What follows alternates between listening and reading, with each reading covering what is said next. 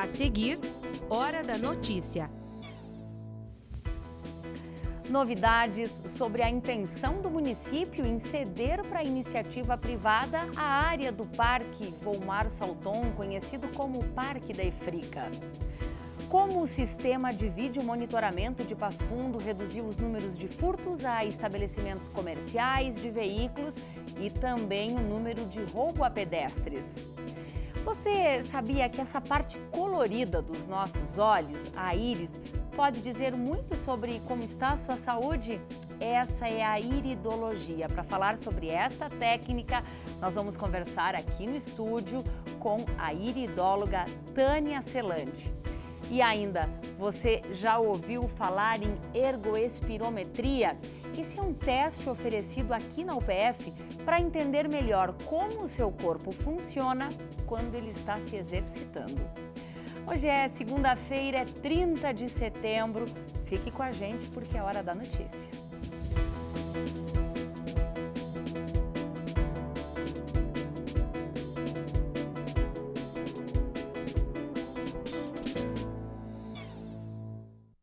Depois de 7 meses de funcionamento das câmeras do projeto Guardião em Passo Fundo, os números de furtos a estabelecimentos comerciais caíram quase 40%, isso em comparação ao mesmo período do ano passado. Também teve redução no número de furtos de veículos e roubo a pedestres. A nossa equipe foi entender como o projeto está funcionando em Passo Fundo e agora a gente te mostra o resultado. É até difícil de acreditar, mas uma mulher conseguiu fugir do presídio regional de Passo Fundo pulando o muro. Ainda não se sabe como ela saiu da cela, nem como passou pelos arames de segurança. O muro tem 5 metros de altura. A fuga ocorreu semana passada, no dia 22. As imagens foram registradas pelas câmeras de monitoramento da Prefeitura e enviadas à Superintendência dos Serviços Penitenciários, a SUSEP, para reforçar a segurança do local. Nestas outras imagens, uma mulher é flagrada furtando em uma farmácia. Ela sai do estabelecimento, entra em uma lanchonete e em poucos minutos é detida por policiais que receberam a informação do furto por meio das câmeras. As imagens são monitoradas desta sala por policiais militares em tempo real e nos 4 turnos, manhã, tarde, noite e madrugada. Colocadas, instaladas, eles funcionam como um fator preventivo para o não cometimento de crimes. E depois como um fator repressivo, né? Ou seja, cometido o crime é muito fácil identificar a autoria e materialidade e entregar este fato para as autoridades judiciárias para poder proceder à penalização da pessoa. A instalação do novo sistema de monitoramento começou no início deste ano. Até agora são 155 equipamentos em 55 pontos da cidade, localizados no centro e em 2 saídas, na BR-285 e na RS-324, no sentido Carazinho. As câmeras instaladas nestes pontos fazem a leitura das placas dos veículos para identificar, por exemplo, algum tipo de furto. Quando isso ocorre, imediatamente um carro da polícia é enviado até o local.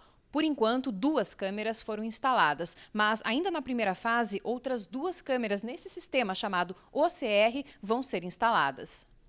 O sistema reconhece letras e números e transfere as informações para a central. Os outros 2 equipamentos vão ser instalados no Trevo do Rice e no bairro Záquia. Um sistema diferente, onde cada ponto possui uma câmera que fica girando e 2 câmeras fixas focadas para aqueles pontos que nós achamos interessantes que elas fiquem focadas. Então a gente tem a garantia das imagens. Depois que o sistema foi instalado, os números de furtos a estabelecimentos comerciais caíram de 103 para 62 entre janeiro e setembro, comparando o período do ano passado com o mesmo deste ano. De veículos, de 94 ocorrências para 55 e roubo a pedestres, de 466 para 378. A Polícia Civil também recebe a transmissão das imagens e utiliza nas investigações. Nós utilizamos as imagens para tentar captar elementos para a nossa investigação, por exemplo, verificar veículos que foram utilizados em determinado crime, pessoas, identificar, às vezes, rota de fuga ou como chegaram no local. Na próxima fase do sistema de monitoramento, as câmeras vão ser instaladas nos bairros. Nós terminamos a implementação desse projeto junto com a Prefeitura de Passo Fundo, junto com todas as entidades parceiras, né? E nós avançarmos agora num determinado passo, né? Ou seja, conseguimos recursos financeiros para a gente colocar mais câmeras nos bairros.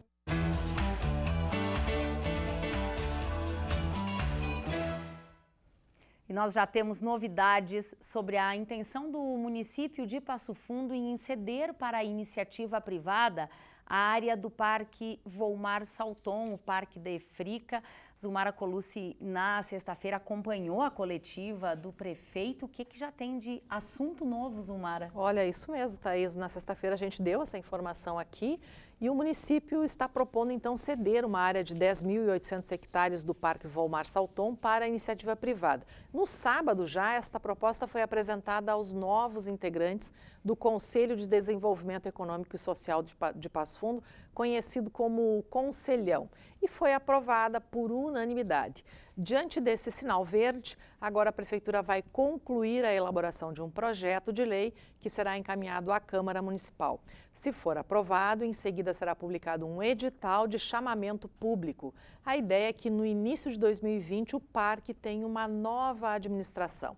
A proposta de uso considera que a parte ambiental seja tratada com cuidado, já que o espaço ele encontra-se na macrozona de proteção de recursos hídricos e junto à cabeceira do aeroporto. Neste aspecto, o plano diretor já impõe uma série de restrições, buscando conservar o meio ambiente e a funcionalidade e segurança do aeroporto Lauro Cortes, que fica bem ao lado do Parque Volmar Salton. Que bom, obrigada, Zumara. A gente segue acompanhando esse assunto, mas eu queria aproveitar e te perguntar o seguinte, em relação à reforma da Previdência, tem novidades? Tem novidades, Thaís. Era para ter saído a votação na semana passada, mas ficou para esta semana. Amanhã, terça-feira, será finalizada a votação do parecer na Comissão de Constituição e Justiça do Senado e depois a proposta segue para a votação em plenário na quarta-feira. É votação em primeiro turno e ela é decisiva. Se tudo caminhar bem, o Congresso encerra, dentro do prazo pré-estabelecido, a votação de todo o processo da reforma da Previdência. Zumara, obrigada pelas informações, um bom início de semana para ti. A gente vai falar agora aqui no Hora da Notícia de um assunto bem curioso que tem a ver com a cor do nosso olho. O colorido do olho pode revelar a situação nossa de saúde. Curioso. Eu estou curiosa para ver essa entrevista. Então continua aqui com a gente nos acompanhando. Obrigada, Azul. E olha só, é justamente isso. A parte colorida do nosso olho, ela pode dizer muito sobre a saúde, sobre o corpo de cada um de nós. E essa técnica, ela se chama iridologia. E quem vai conversar com a gente sobre este assunto é a iridóloga Tânia Celante. Seja muito bem-vinda ao PFTV. Você já viu aí que a gente está muito curioso para entender esse tema, Tânia, e eu quero começar te perguntando o seguinte: o que é a iridologia? Na verdade, a iridodiagnose ela é uma terapia alternativa, né, dentro da medicina, a medicina chinesa, né, na verdade, ela é uma técnica alternativa. O que ela é? Na verdade, o olho todo, não só a íris, a esclera do olho, ela nos traz muitas informações de como está o corpo, como está o orgânico, como está a parte emocional, não só organicamente, o emocional também. Você falou em esclera, você está falando da parte branca do olho. Da parte branca. Então, na verdade, o olho é o todo, não é só a íris, só que o colorido. Só o colorido, exatamente. A esclera também nos traz muitas informações. A gente consegue, dentro da iridodiagnose, trabalhar desde a gestação da mãe. Então, como foi a gestação da mãe, então a gente traz características dentro do olho desde a gestação, como foi. E a gente sabe que hoje o emocional, ele está muito interligado, que às vezes muitos dos problemas que vêm surgindo hoje, eles são muito mais emocionais do que orgânicos. Mas a gente consegue identificar a parte orgânica, eu estou com alguma debilidade no fígado. Então, a gente consegue identificar através do olho o que tem. E na prática, como funciona? O paciente vai até você é formado em naturologia, Então, tem habilitação para fazer esta leitura e esta análise do olho. E como funciona este exame, esta consulta? A gente tem um equipamento próprio para isso, né? Então, ele é uma lente específica, a gente faz uma foto do olho e, através dessa foto, a gente consegue trabalhar todo o organismo, todo o corpo do interagente. Bom, você consegue também mostrar tendências que este organismo tem, já para que a pessoa possa tomar mais cuidado com alguns órgãos, por exemplo? Sim, na verdade, por isso que ela é diagnóstica, tá? Então, porque assim, na verdade, ela seria muito mais um tratamento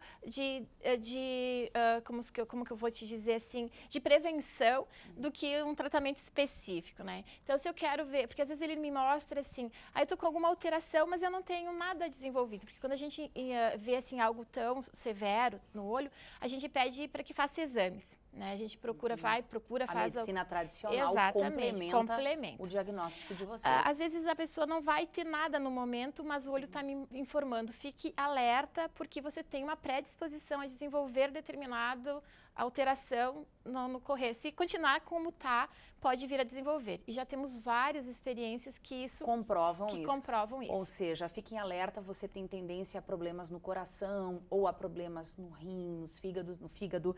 Agora, essa é uma terapia alternativa que vem sendo usada também para o tratamento da depressão. Tenho muito resultado mesmo. Como é o olho de uma pessoa que hoje está com depressão ou está em um processo que se encaminha para isso? O olho, na verdade, ele te dá muitas informações, mas a principal é a menina do olho, a pupila, tá? A pupila, geralmente, ela é muito dilatada, tá?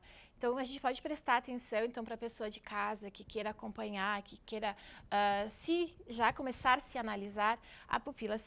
Porque a pupila, ela tem que estar num tamanho bem pequenininho. Se ela tiver muito, que a gente chama de midríase, se ela tiver muito expandida, já procura ajuda.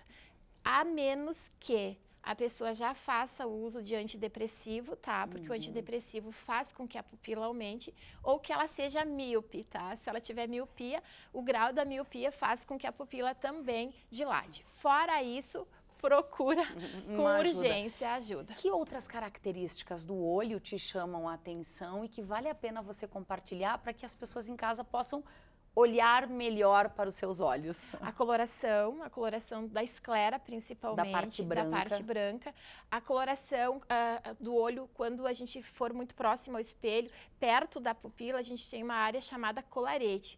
O colarete entra a parte de estômago e intestino, toda a parte gastrodigestória. Se ela tiver muito escura, muito diferente da coloração do olho, também fica ligado. Vale a pena o alerta. Exatamente. E a parte branca, se tiver amarelada também, ou muito nervinhos, porque o nosso olho ele tem muitas ligações, né? A parte branca, se tiver nervinhos vermelhos muito alterados, que a gente chama de alto calibre, também vale a pena procurar ajuda. Que são vasinhos, né? Que ficam muito visíveis quando você tem uma conjuntivite, por exemplo, né? Mas tirando situações muito pontuais, a parte branca precisa ser predominantemente branca. Não pode ser amarelada e nem com esses vasinhos aparentes. Exatamente. Alguma orientação só para a gente encerrar aqui, para também cuidar da saúde do olho? Na verdade, o olho, né, hoje o que o pessoal é muito uso de celular, de luz, Então, assim, a vitamina A, né, moderadamente, a vitamina E é um excelente repositor de vitamina A, vitamina E, vitamina C, são essenciais para manter a saúde do olho. Tá certo. Olha, muito obrigada pelas informações, uma boa semana de trabalho para ti. Obrigada. Depois do intervalo, nós vamos te mostrar que um teste oferecido aqui na UPF ajuda a entender melhor como o seu corpo funciona quando ele está se exercitando. Nós já voltamos.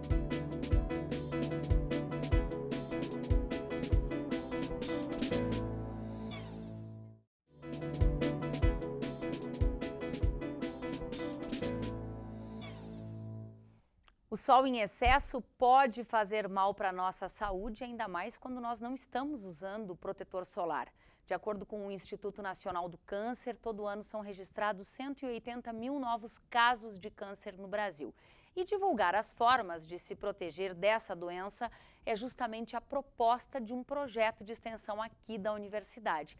E esse é o assunto do programa Universidade Aberta de hoje, que vai ao ar às 8 horas da noite, aqui então pela UPF TV.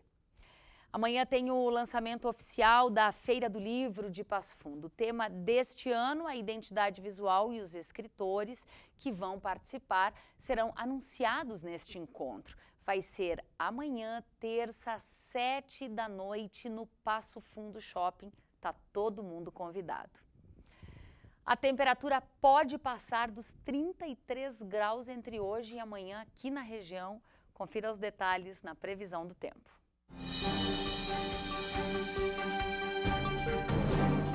A semana segue com temperaturas altas. Na terça-feira, a previsão é de sol com algumas nuvens, sem chuva. O clima fica entre os 18 e os 32 graus. Já na quarta, podemos ter períodos nublados, com possibilidade de chuva. Ainda assim, temperatura alta, mínima de 20, máxima de 28 graus. Eu aposto que você nunca ouviu falar em ergoespirometria. A palavra é difícil, inclusive, de ser pronunciada e significa um teste cardiopulmonar que é oferecido aqui na UPF pelo curso de Educação Física. Essas práticas acontecem em um laboratório, então, da Faculdade de Educação Física e Fisioterapia e são super importantes. Olha só por quê. Máscara, eletrodos e esteira. O conjunto faz parte de um teste cardiopulmonar que começa com um aquecimento leve. Depois, com a esteira inclinada, o exercício vai ganhando intensidade.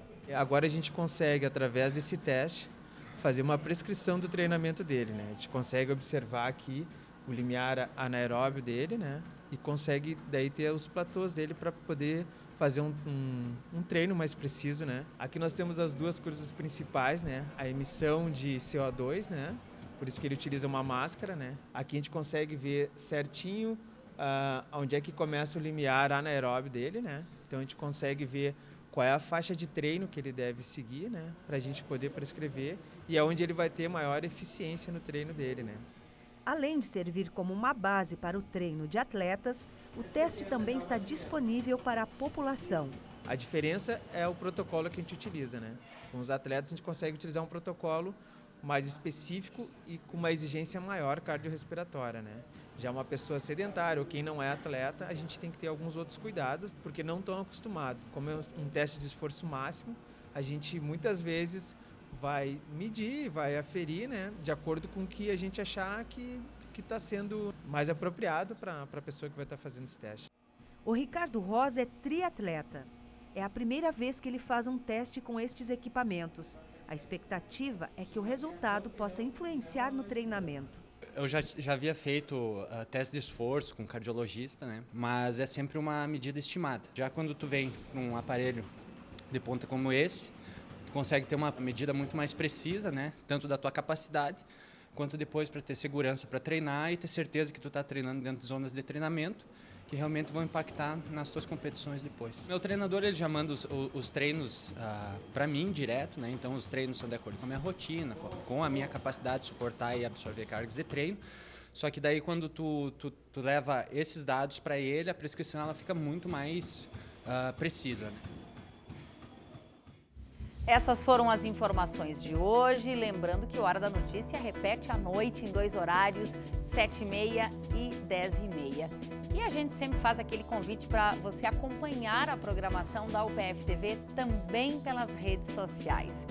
O Hora da Notícia volta amanhã ao vivo, ao 12h30. Um ótimo começo de semana para você.